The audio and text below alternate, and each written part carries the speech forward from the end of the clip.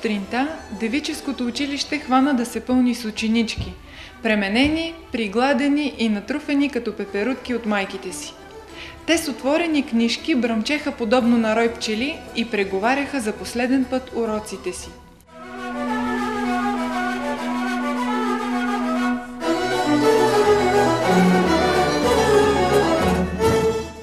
Черкова пусна и народът занавлиза в училището, както е обичаят, да види годишните успехи на учениците.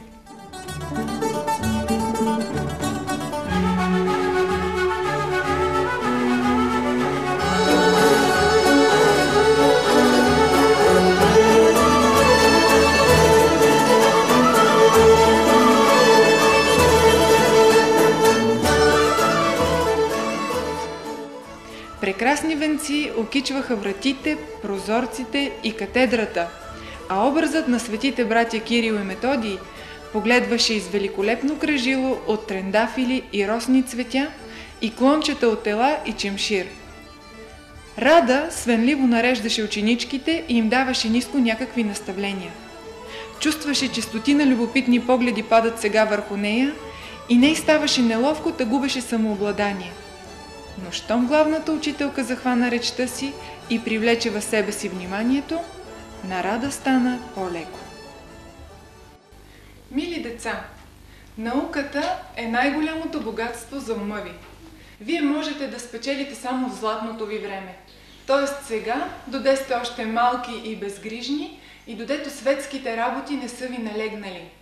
Заради той, додето ви пращат вашите родители в училището и теглят ви тежките разноски, вие с радо сърце си учете и с голямо прилежание слушайте, що ви казват учителите. Та да се изучите добре и да изпълнявате всички ваши длъжности както трябва. Та когато светът ви налегне с неговите тяготи, вие да сте готови и свето светското да дадете и себе си никому да не оставите в презрение. Така е, така е. Книгите са всичко. Деца, да кажа и аз няколко думи. Вие изучихте много неща за сега от таблиците, но то не ви е доста. Та, когато пораснете и влезнете в живота.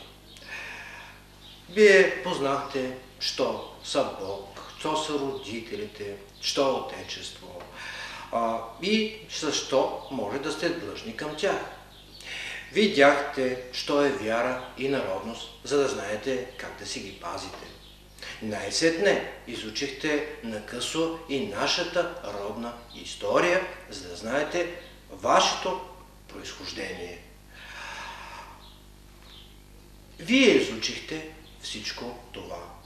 Пак трябва да знаете и да се пазите от всичко, що е лошо, що е недобро. Да правите само добри и хубави неща, за да станете истинни християни и добри люди. Хайде сега да видим какво сте научили. Да ви питам, какво се нарича въздух? Кой ще каже? Кажи ти. Земята е обиколена с въздух. Въздух се нарича това, което непрестанно дишаме, за да живеем. Без въздух ни едно животно не може да живее. Когато начне въздуха да се клати, тогава казваме, че вее вятър. Вятърът бива толкова по-силен, колкото по-силно се движи въздухът. Браво, браво. А сега да питам, как начева да пада дъжд? Кажи ти. От парите стават облаци, които се разкачват нагоре, да плуват по въздух. Когато се разгъстят много облаците, стават по-тяжки от въздуха и тогава начева да пада лед, дъжд и град, зиме, сняг и слана.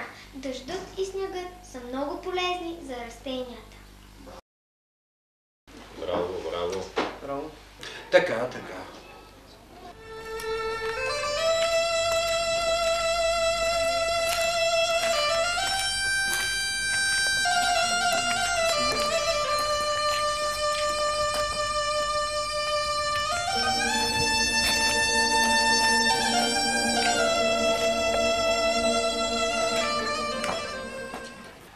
Кое е най-големият добитък от всички, които живеят по сухото? Я да видим. Кажи ти. Слонът намира се в Африка и в Азия.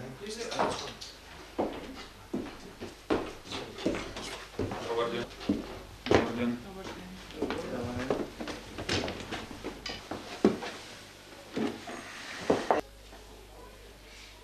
Да продължим. Господин Михалак, желаете ли да изпитате по кратка история? Мерси, ще препитам по-французски. Господин Стефчов, заповядайте вие.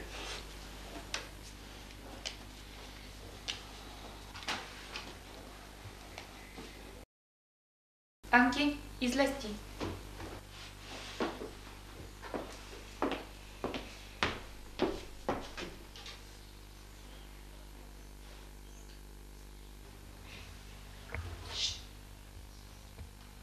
Поради какви? Фатални причини. При българския цар Самуила българското царство отслабна и то биде подчинено на гръцкия цар.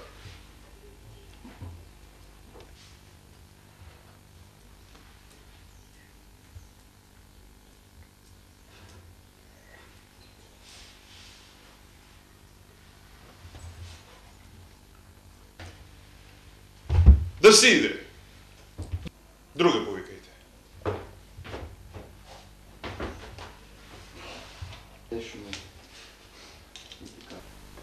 Излез ти, Стойне.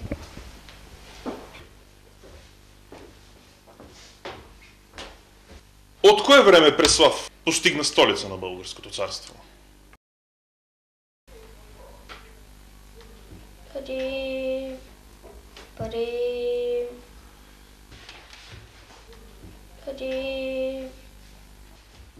Доста небрежно е преподавано.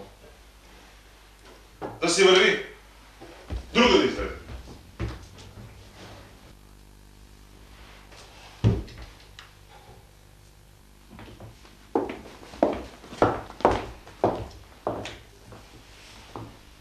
Излез ти, Райне.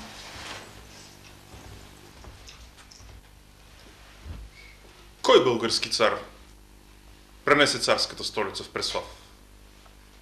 Царската столица от Преслав в Охрид пренесе цар Самуил.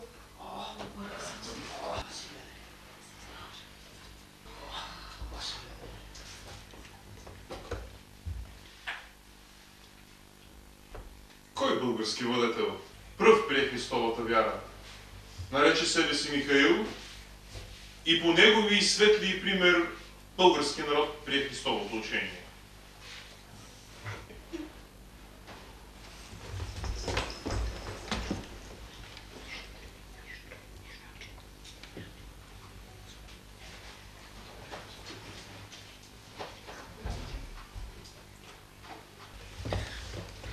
Господине, нямам честа да ви зная, но с вашите въпроси, неясни и отвлечени, бихте объркали ученици от 5-ти клас. Моля, пожалейте те с неопитни деца. Госпожи, позволете.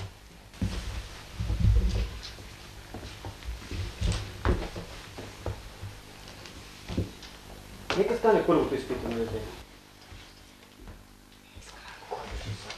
Анки, кога българите паднаха под гръцко робство?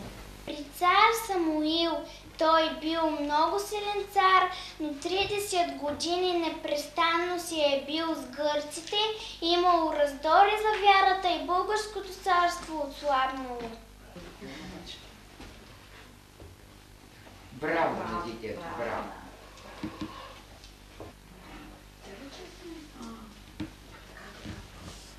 Браво, Анки. Седни си. Нека излезне второто изпитано дете. Излез, Стойне.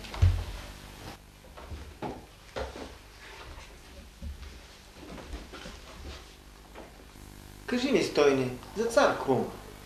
Цар Крум със своята мъдрост и юначество двойно разширил българската държава и наредил в нея добри закони.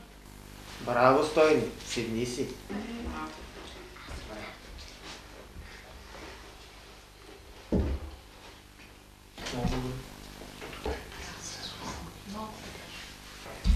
Види се, добре е преподавал. Да изпитаме още някои от деца.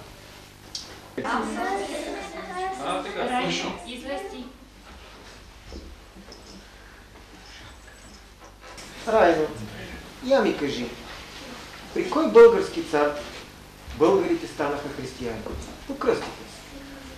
Българският цар Борис покръсти българите. Браво, Райно. Много хубаво, браво, Райно. Кажи ми сега, кой изнемери българската азбука? Нашето А бе, Райно. Кой го написа? Тъй, светите братия Кирил и Методий. Браво, Райно, браво. Знаем четето. Да си жива и здрава, Райна. Светите братя Кирил и Методий да ти помагат и ти да станеш истинска царица. Дай Боже, дай Боже. Дай Боже, дай Боже. Браво, Райно. Иди си.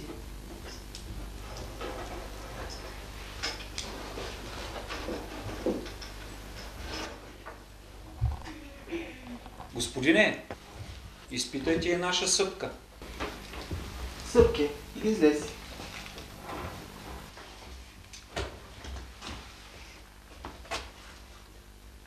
Съпке, кажи ми сега, кой цар освободи българите от гръцко робство? От турско робство. Съпке, стой! Ти кажи, кой ни избави от гръцко робство, а то от турско има кой. Що ме речено от Господ, то ще да стане. От гръцко робство избави българите цар Асен, а от турско робство ще ги избави цар Александър от Русия.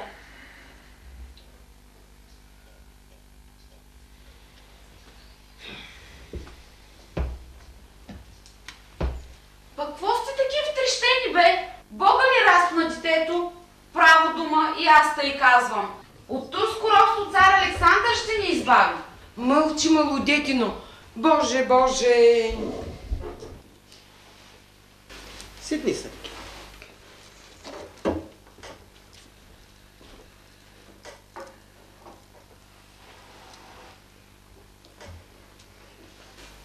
Бунтовник!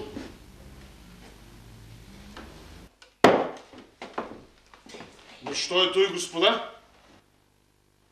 Тук се разпръскват революционни слова срещу държавата на Негово Величество Султана. Аз не мога да остана повече тук. Аз излазям.